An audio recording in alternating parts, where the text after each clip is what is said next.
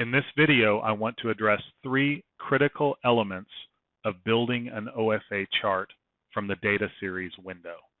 Regardless of the OFA bar type that you choose, it's important to remember that you are loading historical tick data into the chart.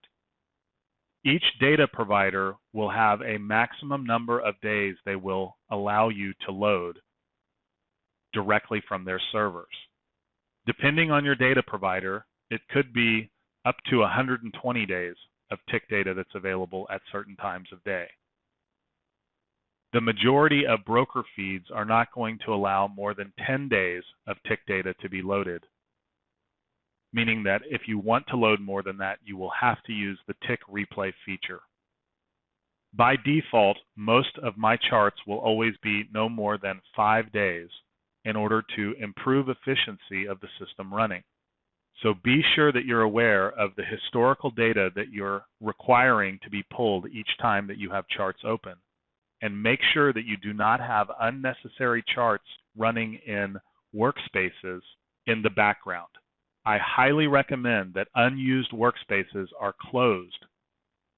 Many times when providing support to customers complaining about slow performance, the first thing that I'll do is check how many open workspaces they have.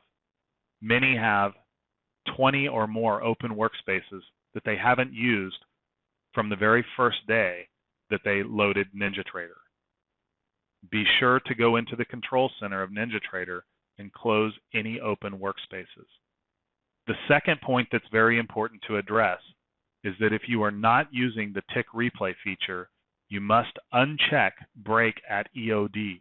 I suggest saving a preset data series window with the settings that you'll most commonly use to avoid having to do this each time you build a chart. To set those default settings, enter the parameters as you'd like to have them, and then go down and click Preset OFA Bars and Save. This will save you a few steps while building new charts. Once you have a chart loaded with your preferences, my suggestion is to look for any odd-looking gaps in the chart.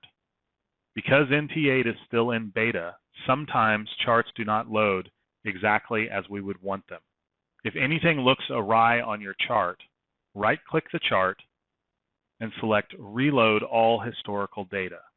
While it's an annoying extra step when charts load, in the long run, until everything is working 100% in NT8, I highly suggest that you reload your historical data each day. In this case, the chart has regenerated identical to how it was originally, meaning that everything loaded perfectly as it should. It's a precaution that I take as a professional trader. Please take note of these three items I've addressed in this video, as they will save you tremendous support and agony.